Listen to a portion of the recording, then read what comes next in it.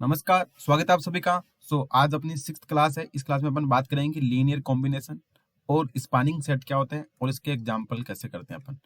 ये सीधा एक क्वेश्चन तो नहीं पूछा जाता है कि लीनियर कॉम्बिनेशन बताओ किसी सेट का, पर कई बार ये पूछ लेता है कि कौन से एलिमेंट हैं जो किसी सेट के स्पैनिंग सेट में बिलोंग करेंगे। आपको एक सेट दे देगा, उसमें कुछ मेंबर होंगे और पूछेगा which of the following belong to the linear combination of या linear span of the set S.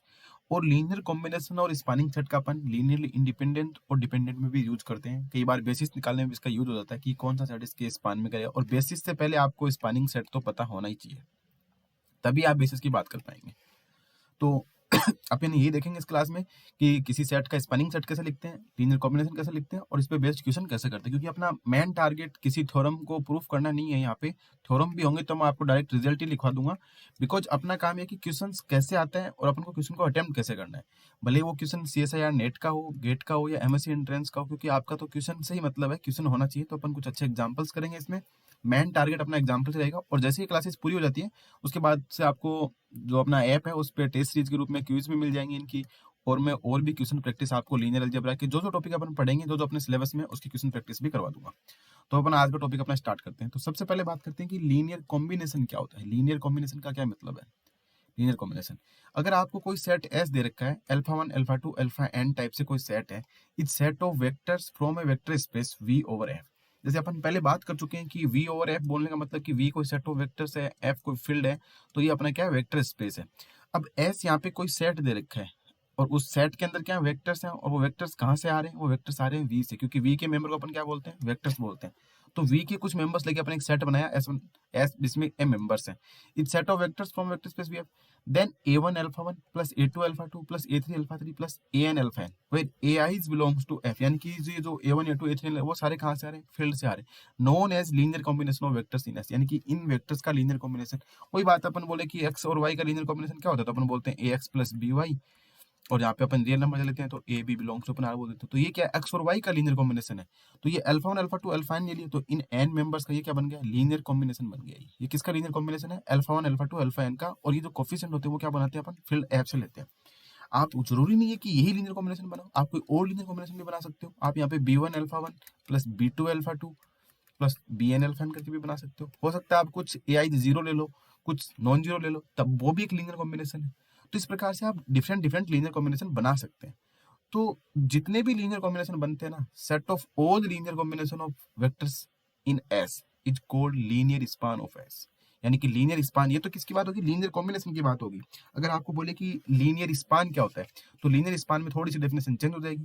ये तो था कि एक वेक्टर का सॉरी, कि ये तो कोई वेक्टर दे रखा था, उसका एक लीनियर कॉम्बिनेशन है, यानी कि ये सिर्फ और सिर्फ एक लीनियर कॉम्बिनेशन को डिनोट कर रहा है। ऐसे infinite number of linear combination बन सकते हैं। वो डिपेंड करता है कि फील्ड की कार्डिनलिटी क्या है, आप कैसे चूज करते हो, तो वो अपने पे डिपेंड रहता है।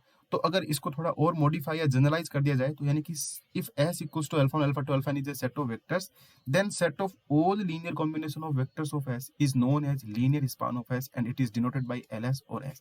यानी कि आप जितने भी पॉसिबल लीनियर कॉम्बिनेशन है वो सब ले लो, set of all linear combination जितने भी बन सकते हैं वो ले लो, और उसको अपन क्या बोलेंगे, लीनियर स्पान ऑफ एस बोलेंगे। और एस इसको डिनोट कैसे करते हैं, मैथमेटिकल फॉर्म में अगर लिखेंगे तो मैं कुछ इस प्रकार से लिखूंगा कि LS equals to A1 alpha 1 plus A2 alpha 2 plus AN alpha n such that यहाँ पे AIs belongs to F।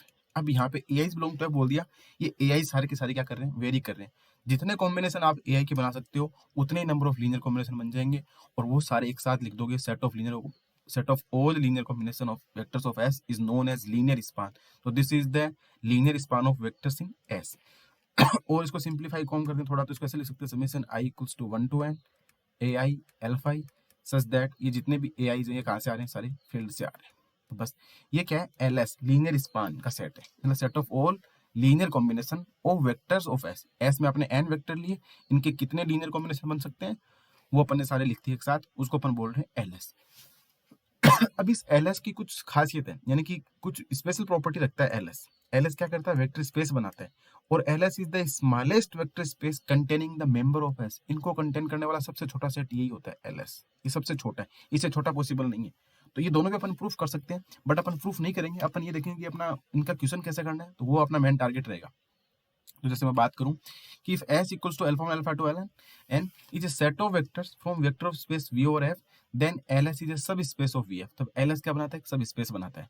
और अगर S equals alpha 1 alpha 2 n दे रखा है, then LS is the smallest sub space of VF containing S। I hope आपको ये linear combination, linear span की बात समझ आ रही होगी, क्योंकि इसमें कुछ स्पेशल प्रॉपर्टी नहीं है। अभी तक तो अपन ने सिंपल ये देखा कि एक सेट लिया, उसके मेंबर लिए, उनका अपन ने लीनियर कॉम्बिनेशन देखा, तो वो लीनियर कॉम्बिनेशन हो गया। और इतने जितने भी लीनियर कॉम्बिनेशन बन सकते हैं उनको अपन क्या बोल रहे हैं? उनको अपन लीनियर स्पान बोल रहे हैं। बस ये डेफिनेशन अब तक देखी।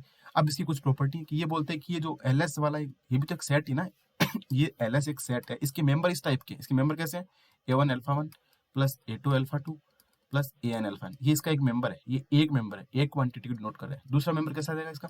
B1 alpha 1 plus B2 alpha 2 plus dot BN alpha, तो ये इसका दूसरा मेंबर है। इसी प्रकार से तीसरा मेंबर क्या आ जाएगा? C1 alpha 1 plus C2। आप कितने भी लीनियर कॉम्बिनेशन बना सकते हो, वो सारे इसके क्या मेंबर है। तो ये एक क्वांटिटी को डिनोट कर रहा है, ये भी एक क्वांटिटी है, इसको आप capital A, capital B, capital C, तो ये बना तो एक सेट ही ना LS। अब ये सेट क्या बना रहा है? इस फील्ड की ओर क्या बना रहा है? वेक्टर स्पेस बना रहा है। ये अपन को प्रूफ करना है। और ये जो वेक्टर स्पेस बनेगा ना, वो सबसे छोटा वेक्टर स्पेस होगा जिसके अंदर ये सारे के सारे मेंबर आएंगे। ठीक है, अब अपन इसके प्रूफ नहीं देखते, मैं आपको थोड़ा सा आउटलाइन देता हूँ कि कैसे अपन करेंगे। तो LS is the sub space of VF और LS is the smallest sub space of VF containing S। तो अब प्रूफ करने का मतलब नहीं, पर चलो पहले वाले का प्रूफ बता देता हूँ आपको मैं, फर्स्ट वाले का। बाकी क्योंकि अपना को पता होनी चाहिए इस चीज का, बाकी अपना उसमें कोई यूज नहीं है। अब वही बात आपको LS को सब स्पेस प्रूफ करना है, तो अपना एक ही फंडा जानते हैं कि इससे दो मेंबर ले लेंगे, अल्फा और बीटा बिलोंग्स टू, अपन क्या करेंगे? LS कर देंगे और A अल्फा प्लस बीटा दिखा देंगे कि वो भी अगर LS में चला गया तो ये वेक्टर सब स्पेस बना देगा और A बिलोंग्स टू F होगा ही होगा। सब जगह सब स्पेस की बात आएगी, एक ही प्रॉपर्टी का यूज करेंगे। यही क्या है? यूनिवर्सल प्रॉपर्टी है टू चेक सब स्पेस। ठीक है, तो अब मैं क्या करता हूँ let alpha and beta belongs to LS। अब एक बात बताओ, अल्फा और बीटा दो इसके मेंबर है LS के, और LS के मेंबर मैंने अभी बताया, LS के मेंबर इस फॉर्म के होंगे, कुछ लीनियर कॉम्बिनेशन टाइप के होंगे। तो अपन क्या करते हैं कि अल्फा को मैं लिख देता हूँ summation I equals to 1 to n AI alpha i, और for some AI belongs to F। ठीक है, इसी प्रकार से मैं बीटा को लिख देता हूँ, beta equals to summation I equal to 1 to n BI alpha i for some BI belongs to F। इतनी बात समझ में आ गई। अपन ने दो मेंबर लिया LS के, क्योंकि LS के सारे मेंबर लीनियर कॉम्बिनेशन के रूप में होते हैं। अपन ने अल्फा और बीटा ले लिया, तो दोनों मेंबर आ गए। अब अपन को चेक करना है A alpha plus beta check. पहले तो A अल्फा देखो। अब A अल्फा कैसा बनेगा? जब आप A इंटू अल्फा करोगे तो कुछ इस प्रकार से बनेगा ना, A into summation I equal to 1 to n AI alpha i। अब ये A है, सब AI से मल्टीप्लाई हो जाएगा, तो ये कुछ इस प्रकार से बन जाएगा summation I equals to 1 to n AI alpha i। ठीक है, अब आप A अल्फा प्लस बीटा करोगे तो वो बन जाएगा summation I equals to 1 to n AI alpha i plus summation I equals to 1 to n BI alpha i। अब जहाँ जहाँ समीशन लग रहा है इसको ऐसे भी तो लिख सकता हूँ मैं, summation I equals to 1 to n AI plus BI into alpha i। ठीक है, अब ये एक लीनियर कॉम्बिनेशन कब बन जाएगा? जब ये वाली टर्म F में चली जाए। आपको पता है कि AI F के मेंबर है, आपको पता है कि AI है वो बिलोंग्स टू F है।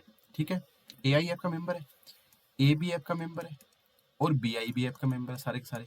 तो जब ये फील्ड है तो A इंटू AI भी F का मेंबर होगा, जब BI भी F का मेंबर है तो A into AI plus BI भी क्या हो जाएगा? F का मेंबर हो जाएगा। इसका मतलब ये मेंबर किसके आ रहे हैं? ये मेंबर भी F के आ रहे हैं। तो मैं इसको ऐसे लिख सकता हूँ ना, summation I equal to 1 to n CI alpha i where CI belongs to F। तो ये एक नया लीनियर कॉम्बिनेशन बन गया। इसका मतलब क्या हो गया कि A अल्फा प्लस बीटा किस में बिलोंग कर जाएगा? लीनियर स्पान ऑफ S में बिलोंग कर जाएगा, क्योंकि ये भी क्या है? अल्फा i का लीनियर कॉम्बिनेशन है। जैसे ही अल्फा i का लीनियर कॉम्बिनेशन बन जाएगा, this implies LS is a vector सब स्पेस। तो ये क्या बन गया? एक वेक्टर सब स्पेस बन गया। तो आपको समझ में आ रहा होगा कि कैसे अपन इसका प्रूफ कर दिया कि वेक्टर सब स्पेस बन गया। क्यों बन गया वेक्टर सब स्पेस? क्योंकि अपन ने क्या करा, यहाँ पे दो मेंबर लिए अल्फा और बीटा, और फिर अपने दिखा दिया कि A अल्फा प्लस बीटा वो LS का मेंबर है। जैसे ही LS का मेंबर हो जाएगा क्या बना देगा? सब स्पेस बना देगा। और इसके लिए अपन ने सिंपल प्रॉपर्टी यूज कर ली, किसकी? फील्ड की। इसी प्रकार से आप ये दिखा सकते हो कि ये जो LS है वो सबसे छोटा सब स्पेस है VS S को कंटेन करने वाला। इसको प्रूफ करने का भी तरीका सेम रहेगा। अपन एक W सब स्पेस मान लेंगे, जो अपन मान लेंगे WS है वो भी S को कंटेन कर रहा है, और वो क्या है? VF से बड़ा दिखा देंगे उसको, तो अपना काम हो जाएगा। पर अपन को प्रूफ का कोई यूज नहीं है, कहीं भी कोई चीज काम में नहीं आएगी प्रूफ की। बस अपने को ये ध्यान रखना है कि LS is the smallest sub space of containing S। इससे अच्छा अपन इक्वेशन करेंगे तो ज्यादा फायदेमंद रहेगा। तो LS क्या सबसे छोटा सब स्पेस है कंटेनिंग S, और LS खुद क्या होता है? सब स्पेस होता है। उसका प्रूफ आपको मैंने दे दिया। अब जैसे इस पे बेस्ड एक एग्जांपल कर लेते हैं तो आपको और अच्छे से समझ आ जाएगा। कि कैसे इसके अंदर मेंबर बिलोंग करेंगे, क्वेश्चन आता कैसे। तो यहाँ तक अपन ने अभी तक सिर्फ 3 चीजें देखी हैं। सबसे पहले तो लीनियर कॉम्बिनेशन देखा है, फिर लीनियर स्पान देखा है, फिर एलएस को वेक्टर सब स्पेस प्रूव करा है, और एलएस सबसे छोटा सब स्पेस है जो एस को कंटेन कर रहा है। ठीक है, आई होप इतनी बातें आपको क्लियर होगी। ऐसे एक एक बात समझ के चलेंगे, क्वेश्चन पे अप्लाई करेंगे तो आपको सारी चीजें क्लियर हो जाएगी, आप एग्जाम में क्वेश्चन खुद से अटेम्प्ट कर लोगे।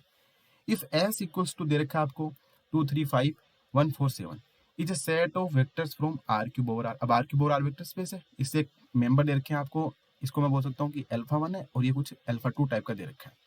Then which of the following vectors from R cube over R belongs to S. तो इसमें से कौन सा इन दो के लीनियर कॉम्बिनेशन के या लीनियर स्पान में बिलोंग करेगा। तो पहली बात तो आपको ये पता होना चाहिए कि इन दो का लीनियर कॉम्बिनेशन या लीनियर स्पान लिखेंगे कैसे। लीनियर स्पान तो इस प्रकार से लिखा जाएगा ना, अपन ने पढ़ा था ना, a1 alpha 1 plus a2 alpha 2। तो इसको मैं बोल सकता हूँ कि a into alpha 1 plus b into alpha 2, और जहाँ पे ये a b क्या आएंगे, ये रियल नंबर आएंगे। तो अब आप a और b को चेंज करते रहो और देखो कि कौन सा बन जा रहा है, जो बन जाएगा वही क्या हो जाएगा, इसके लीनियर स्पान में बिलोंग कर जाएगा। क्योंकि आप ए और बी तो फिक्स नहीं है ना, कुछ भी चेंज हो सकते हैं। तो अब ए और बी आप चेंज करते जाएंगे और देखेंगे कि अगर जो भी बन जाएगा वो इसका आंसर हो जाएगा। तो इसको मैं ऐसे लिख सकता हूँ ना, a इंटू 2 3 5 और plus b into 1 4 7 such that A B belongs to R. कुछ इस प्रकार से लिखा हुआ है। ठीक है, और इसको और सिंप्लीफाई करेंगे तो ये बन जाएगा 2a plus B comma 3a plus 4b comma 5a plus 7b, और साथ में क्या है, A B belongs to R. तो इस फॉर्म में जो भी लिखा जाएगा, इस फॉर्म में जो भी वेक्टर लिखा जा रहा है, ए और बी रियल नंबर होने चाहिए। ए और बी की वैल्यू पुट करो और बता दो कि आप कौन कौन सा बन सकता है। जो जो बन जाएगा वही क्या हो जाएगा, इसके लीनियर स्पान में बिलोंग कर जाएगा। बोले तो टिपिकल काम हो गया। यहाँ पे आप कैसे चेक करेंगे, ए और बी की वैल्यू पुट करके देखोगे क्या ये बन रहा है कि नहीं बन रहा। तो अब आप क्या कर सकते हो, इसको आप मान लो एक्स, 2a प्लस बी को मैंने मान लिया एक्स, 3a प्लस 4b को मैंने मान लिया वाई, और 5a प्लस 7b को मैंने मान लिया जेड। अब मैं क्या करूँ, मेरे पास 3 इक्वेशन है ये। अब मैं एक्स वाई जेड को या ए और बी इनको एक्स वाई जेड की टर्म में निकालूंगा। तो मैं बोल दूंगा कि वो सारे एक्स वाई जेड आएंगे और इन एक्स वाई जेड में एक रिलेशन बन जाएगा। वो रिलेशन कैसा बनेगा, वो बनेगा x plus 5z equals to 9y। अब ये भी बताऊंगा मैं आपको कैसे बनेगा। अब या तो एक तरीका तो ये है कि आपने इसको एक्स माना, इसको वाई माना, इसको जेड माना, 2a plus B equal to X, 3a plus 4b equal to Y और 5a plus 7b equal to Z. और आपने देखा कि इसको मैं 3 से मल्टीप्लाई कर देता हूँ, इसको 2 से मल्टीप्लाई कर देता हूँ, यहाँ से a गायब कर देता हूँ, b की वैल्यू निकालता हूँ, b की वैल्यू वापस पुट कर देता हूँ, x की निकालता हूँ, y की निकालता हूँ, z की निकालता हूँ, तो मुझे एक रिलेशन मिलेगा x plus 5z equal to 9y। अब मैं देखता हूँ अगर मैं इसको एक्स वाई जेड मानता हूँ तो क्या ये x प्लस 5z करने पे 9y के बराबर आ रहा है। तो ये x प्लस 5z करने पे 9y के बराबर आ जाएगा, तो ये सेटिस्फाई कर देगा। इसी प्रकार से मैं देखूंगा कि ये भी सेटिस्फाई कर देगा। पर सी और डी वाले है ना, वो इस कंडीशन को सेटिस्फाई नहीं करेंगे। अब आप इसको एक्स वाई जेड मानते हो तो एक्स प्लस 5z करने पे 9y आना चाहिए, एक्स प्लस 5z करने पे 9y आना चाहिए। अब देख लो ये एक्स प्लस 5z करोगे तो 5 प्लस 17 इंटू 5 85 90 होता है, और ये 90 ये की तरह 63 होता है। तो सेटिस्फाई नहीं कर रहा, साफ साफ दिख रहा है सेटिस्फाई नहीं कर रहा। आप चेक करेंगे तो ये सेटिस्फाई कर जाएगा और ये भी सेटिस्फाई कर जाएगा, ये नहीं करेगा। यानी कि ये वाला ऑप्शन और ये वाला ऑप्शन सेटिस्फाई नहीं करेंगे।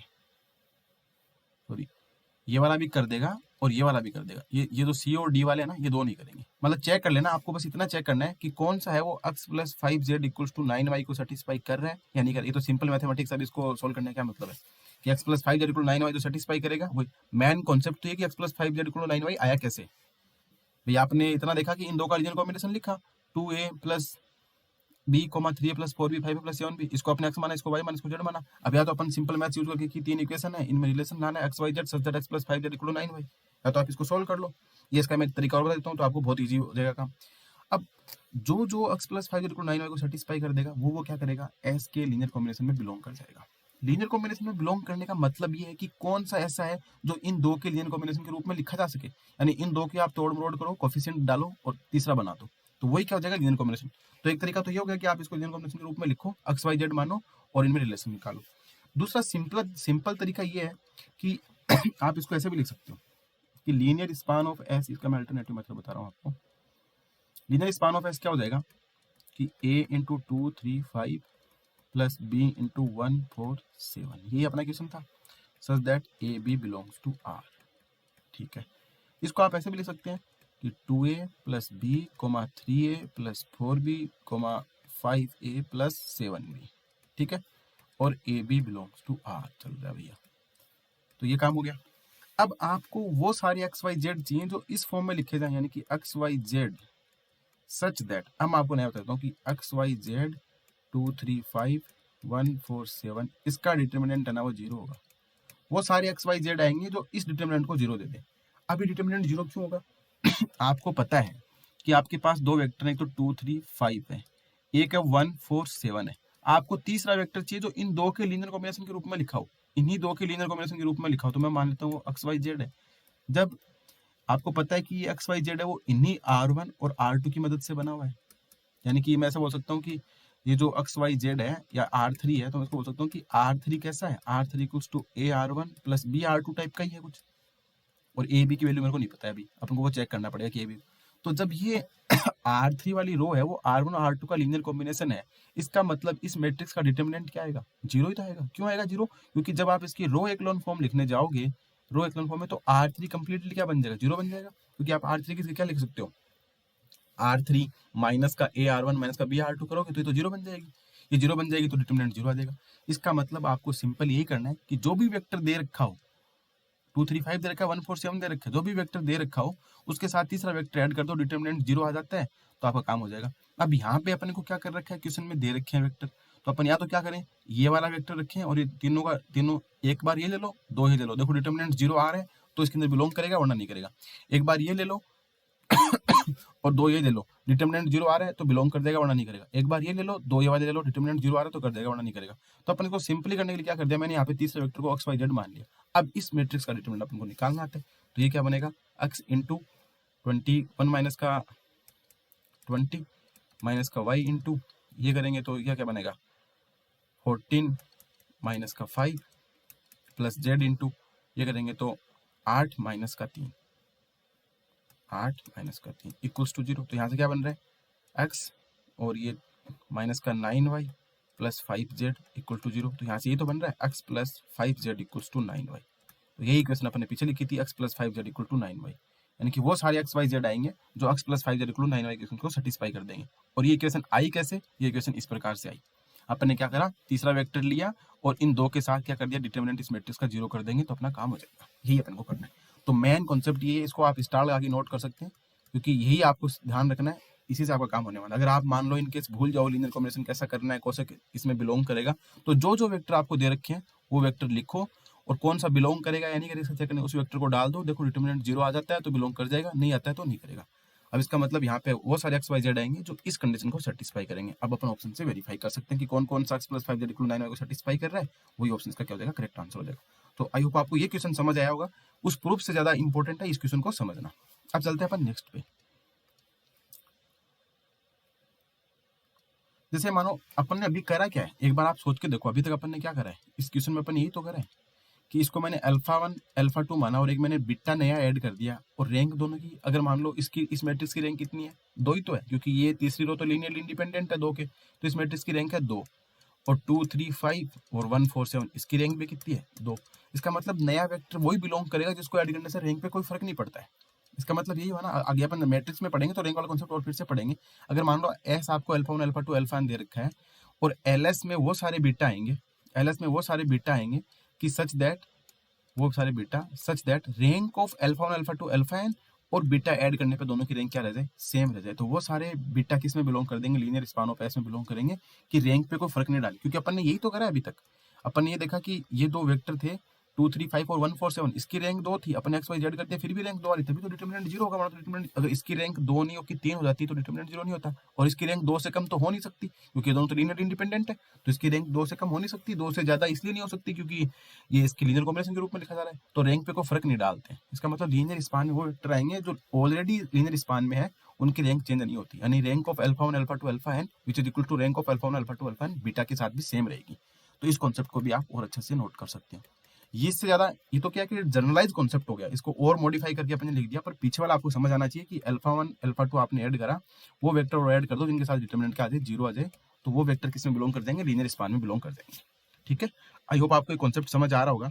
अब अपन चलते हैं नेक्स्ट पे, इस एग्जाम्पल को। ये एग्जाम्पल CSIR नेट में पूछा हुआ है, बहुत ही सिंपल है, आपको बस ये कॉन्सेप्ट पीछे वाला समझ आ गया तो उसको आप फट से कर दोगे कि x1 y1 z1 and x2 y2 z2, ये कोई दो अल्फा 1 अल्फा 2 टाइप के दे दिया आपको, are non zero vector of r cube over r, दो वेक्टर हैं in which neither of them is multiple of another, यानी कि एक दूसरे के मल्टीपल नहीं, यानी alpha 1 not equal to a alpha 2 type का है, एक दूसरे के स्केलर मल्टीप्लिकेशन दोनों नहीं लिखा हुआ है कि neither of them is multiple of another. Then linear span of S, जहाँ पे एस क्या बता रखा है, x1 y1 z1 x2 y2 z2, इन दो वेक्टर का लीनियर स्पान कुछ इस प्रकार से लिखा जा रहा है U V W such that delta 1 u plus delta 2 v plus delta 3 w equal to 0 है। अपन को डेल्टा 1 डेल्टा 2 डेल्टा 3 बताना है। इसने क्या करा, क्वेश्चन को थोड़ा मॉडिफाई कर दिया। इसने यहाँ पे देखो अपने लास्ट क्वेश्चन में ये निकाला था कि X Y Z such that x plus 5z equal to 9y, तो इसने भी क्या करा है कि लीनियर स्पान ऐसा लिख दिया और बोला इसमें एक्स वाई जेड आएंगे such that x plus 5z equal to 9y satisfy करेंगे। तो अपन को पूछा कि ये जो एक्स वाई जेड की कोफिशिएंट है नहीं है बताओ, इसने ऐसा लिख दिया x प्लस 5z माइनस का 9y इक्वल टू 0। अब अपन को यहाँ पे उसने लिखा है a x plus b y plus c z equal to 0 देता है, फिर पूछता है ए बी सी की वैल्यू बताओ, तो आप बोलते हैं ए की वैल्यू तो 1 हो जाएगी, बी की वैल्यू माइनस का 9 हो जाएगी, सी की वैल्यू 5 हो जाएगी। तो यहाँ पे ए बी सी की वैल्यू, तो इसी प्रकार से इसने इस क्वेश्चन को डिजाइन करा है। यहाँ पे क्या कर दिया कि वो सारे U V W such that delta U plus delta 2 V plus delta 3 W equal to 0, तो पूछा कि डेल्टा 1 डेल्टा 2 डेल्टा 3 बताओ। कहने का मतलब क्या कि इसमें वो सारे यू वी डब्ल्यू आएंगे जो इनके साथ क्या दे दे, डिटर्मिनेंट 0 दे दे। इसने लास्ट इक्वेशन लिख दी, बीच की बात बताई नहीं, गायब कर दी। तो ये कॉन्सेप्ट समझने के लिए इसलिए इंपॉर्टेंट हो गया कि आपको अल्फा 1 अल्फा 2 दो वेक्टर दे रखे are non zero vector, then which of, और दोनों एक दूसरे के नहीं है, स्केलर मल्टीप्लिकेशन नहीं है, तो बोला कि लीनियर स्पान ऑफ ऐसा वो इस प्रकार से लिखा जाएगा you V W such that ये 0 आ रहा है। तो आपको एक कोफिशिएंट बताने, अपन को पता है कि अगर एस कोई सेट दे रखा है तो उसके लीनियर स्पान में वो सारे वेक्टर आ जाएंगे जिनके साथ इसका डिटर्मिनेंट क्या हो जाएगा, 0 हो जाएगा। यानी कि मैं ऐसा बोल सकता हूँ कि अपन को पता है कि अपन को ये करना है कि एल एस कुछ इस प्रकार से बनेगा such that you V W और x1 y1 z1 x2 y2 z2, तो इसका डिटरमिनेंट क्या आएगा, 0 आएगा। वो सारे यूवी डब्ल्यू आएंगे उसके साथ 0 दे देंगे। अब इसको सिंप्लीफाई करेंगे तो यूवी की डब्ल्यू के साथ क्या बन जाएगी, इक्वेशन बन जाएगी, यानी कि u इंटू क्या आएगा, u इंटू बन जाएगा y1 z2 माइनस का z1 y2 माइनस का v इंटू क्या बन जाएगा, माइनस का u इंटू बन जाएगा x1 z2 minus z1 x2 plus w into क्या बनेगा x1 y2 minus y1 x2 equals to 0। अब अपने को ये क्वेश्चन दे रखी है, इसने क्या बोल दिया, delta 1 u plus delta 2 v plus delta 3 w equal to 0। इसके साथ कंपेयर करो इसको, तो डेल्टा 1 की वैल्यू क्या आ जाएगी, y1 z2 minus z1 y2, और डेल्टा 2 की वैल्यू क्या आ जाएगी, यहाँ से माइनस को कॉमन ले लो प्लस बनाने के लिए, तो ये बन जाएगा z1 x2 minus x1 z2, और डेल्टा 3 की वैल्यू आ जाएगी x1 y2 minus y1 x2। तो ये डेल्टा 3 की वैल्यू आ गई, ये डेल्टा 2 क्या आ गई, डेल्टा 1, ये अपन को निकालना था।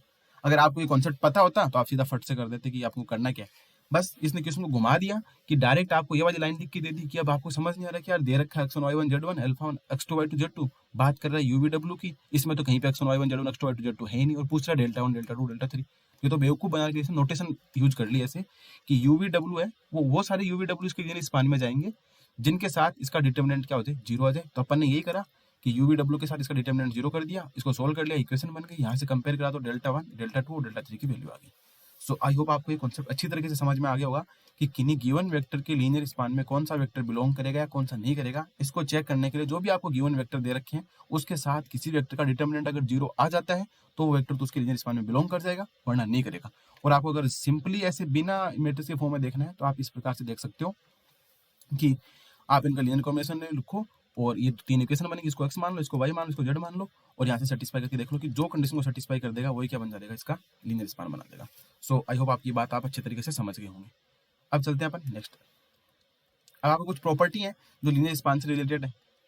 वो प्रॉपर्टी ये बोलती है कि अगर s और t दो सेट ऑफ वेक्टर्स हैं from a vector space, then s अगर t के अंदर कंटेन है तो इसका लीनियर स्पान है वो लीनियर स्पान ऑफ t में कंटेन हो जाएगा। ठीक है, अगर s और t दो सेट ऑफ वेक्टर्स दे रखे हैं आपको तो ये क्या करेगा, s अगर t में कंटेन है तो ls है वो lt में कंटेन हो जाएगा। अगर s यूनियन t का लीनियर स्पान करेंगे तो क्या बन जाएगा, ls प्लस lt बन जाएगा। इनका प्रूफ करने की जरूरत नहीं, आपको बेसिकली बस पता होना चाहिए कि अगर s t में कंटेन है तो linear span of s contain हो जाएगा लीनियर स्पान ऑफ t में, और अगर s यूनियन t है वो क्या हो जाएगा, ls प्लस lt के बराबर हो जाएगा। इफ s इज अ सब स्पेस, अब देखो यहाँ पे तो अपन सेट ऑफ वेक्टर्स लेके चल रहे थे, यहाँ पे दोनों क्या थे, सेट ऑफ वेक्टर्स थे, और यहाँ पे अपन बात किसकी करें, सब स्पेस की। ये तो सेट ऑफ वेक्टर्स थे और यहाँ पे अपन बात करने वाले हैं किसकी, सब स्पेस की। तो अगर s सब स्पेस है then ls equal to s and vice versa. यानी कि क्या होगा कि अगर एस सब स्पेस है तो वी और एफ भी क्या बनाएगा, वेक्टर स्पेस है, और इसका एक आपने सब स्पेस ले रखा है। अगर एस सब स्पेस हो जाता है तो लीनियर स्पान ऑफ एस क्या आ जाएगा, एस के इक्वल ही आ जाएगा, एंड वाइस वर्सा। अब देखो अगर 2 बार लगा दिया एल ओवर एल एस ये कर देगा तो क्या बनेगा, तो एल एस ही बनेगा। क्यों? क्योंकि अपन को पता है एल एस क्या होता है, ये खुद सब स्पेस होता है, वेक्टर सब स्पेस बनता है। और जब ये सब स्पेस होता है तो इस पे आप दोबारा एल लगाओगे तो वापस यही आ जाएगा, क्योंकि अपन ने ये पढ़ लिया ना, अगर एस सब स्पेस है तो L S equal to S हो जाता है। और आप पहले से पढ़ चुके हैं कि एल एस अपन ने प्रूफ करा था, एल एस क्या होता है, सब स्पेस होता है। जब ये सब स्पेस है तो इस पे आप एल लगाओगे तो वापस से यही दे देगा ना। इसको आप क्या मान लो, ए मान लो, तो L of A equal to क्या आ जाएगा, ए आ जाएगा। अगर ए क्या है, सब स्पेस, और ए की वैल्यू क्या, एल एस है, तो एल ऑफ एस क्या बन जाएगा, एल ऑफ एस ही बन जाएगा। तो ये चारों बातें आपको समझ में आ रही हो। अगर सेट है, अगर एस एक सेट में कंटेन है तो एल एस एल टी में कंटेन हो जाएगा, यूनियन करेंगे तो यहाँ पे प्लस आ जाएगा। अगर सभी स्पेस है तो एल एस का एस बन जाता है, और 2 बार लगाएंगे तो वापस से क्या बना देगा, लीनियर स्पान ही बना देगा। क्यों बना देगा, क्योंकि प्रॉपर्टी है कि अगर कोई सब स्पेस है, ए अगर कोई सब स्पेस है उस पर आप अगर एल लगाते हो तो वापस से वो सब स्पेस ही आ जाता है। यहाँ पे एल एस अपन ने प्रूव कर सका है कि लीनियर स्पान ऑफ एस क्या बनाता है, सब स्पेस बनाते हैं। तो इस पे दोबारा एल लगाओगे तो ये क्या बना देगा, एल एस बना देगा।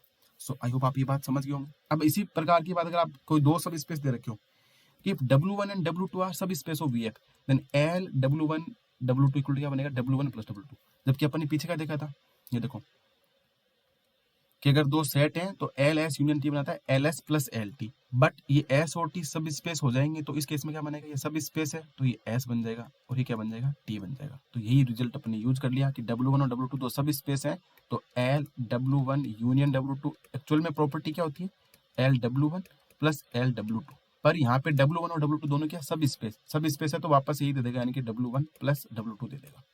तो ये जो 5 रिजल्ट थे आपको पता होने चाहिए कि लीनियर स्पान लगाने पे क्या फर्क पड़ता है, क्योंकि आपको कहीं ना कहीं किसी ऑप्शन में देख सकता है कुछ ऐसा प्रॉपर्टी दिख जाए, तो आपको पता होना चाहिए कि लीनियर स्पान ऑफ यूनियन करने पे क्या आता है, सेट का, और सभी स्पेस का यूनियन करने पे क्या आता है। तो आई होप आप ये प्रॉपर्टी समझ गए होंगे। अब चलते हैं अपन कुछ एग्जाम्पल से, उन एग्जाम्पल, क्योंकि example more important than property. If S equals to 1 root two root 3 be the set of vectors from a vector space R over Q. यहाँ पे वेक्टर्स तो कहाँ से आ रहे हैं, रियल नंबर से। फील्ड क्या दे रखा है आपको, रेशनल नंबर का सेट दे रखा है। Then which of the following from R over Q lies in L S, तो इनमें से कौन सा एल एस में बिलोंग करेगा।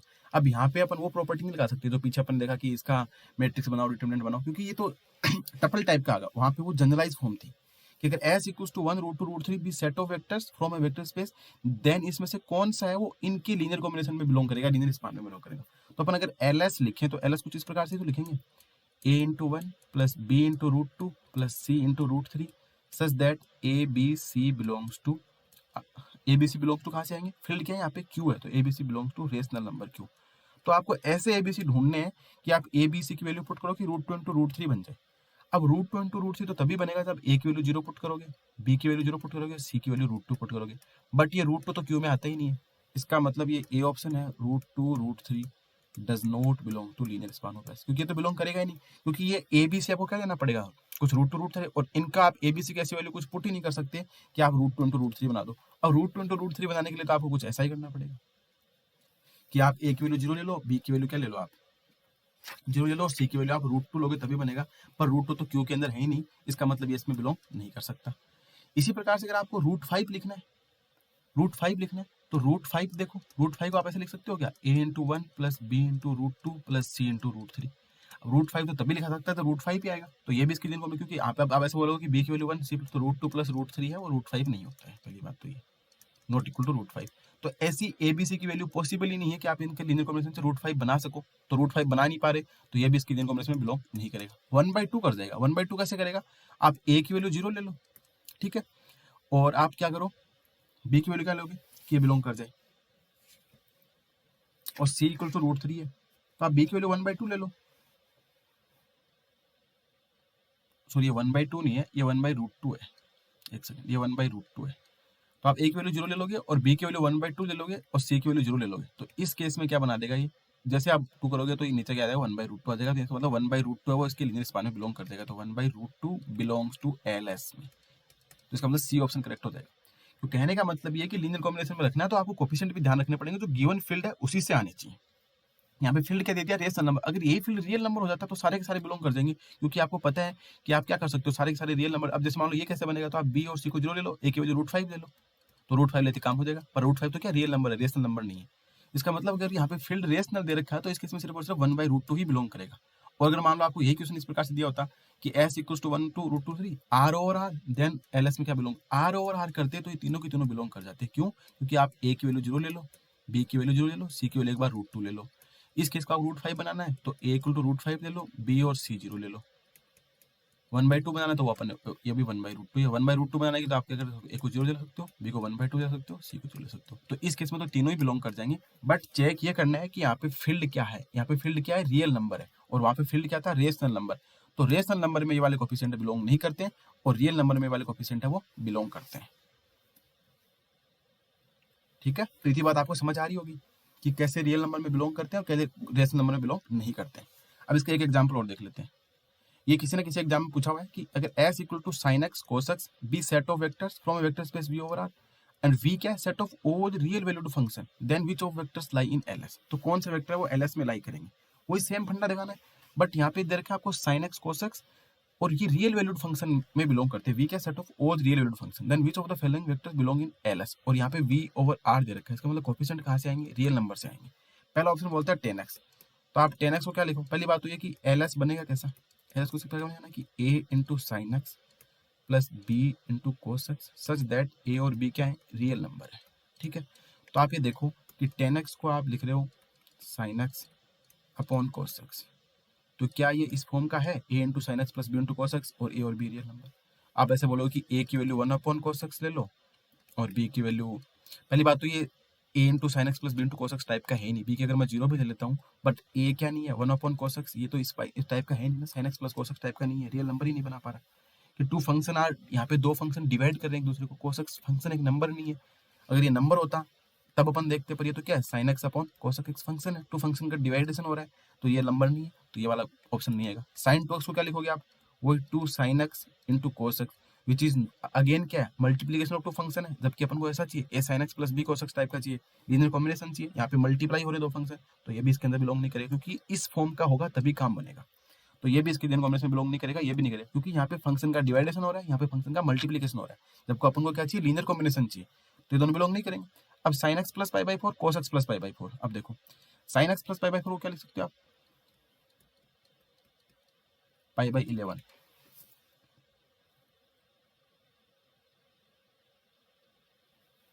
sin x प्लस π/11 इसको अपन लिख सकते हैं cos π/11 sin x plus sin π/11 cos x। ये भी कोई रियल नंबर है, ये भी कोई रियल, तो ये इस टाइप का है ना, A × sin x plus B × cos x, ये भी एक रियल नंबर है और ये भी एक रियल नंबर है, जहाँ पे A और B किस में बिलोंग कर रहे हैं, रियल नंबर बिलोंग कर रहे हैं, तो ये तो इसके रियल कॉम्बिनेशन में बिलोंग कर जाएगा, तो बिलोंग्स टू LS आ जाएगा। इसी प्रकार से आप cos x प्लस π/11 करोगे तो ये क्या बनेगा, cos π/11 × cos x, सॉरी एक बार देख लेता हूँ लिखा हुआ क्या है, cos x प्लस π/11 लिखा है, cos x ही लिखा है ना, cos x ही लिखा है,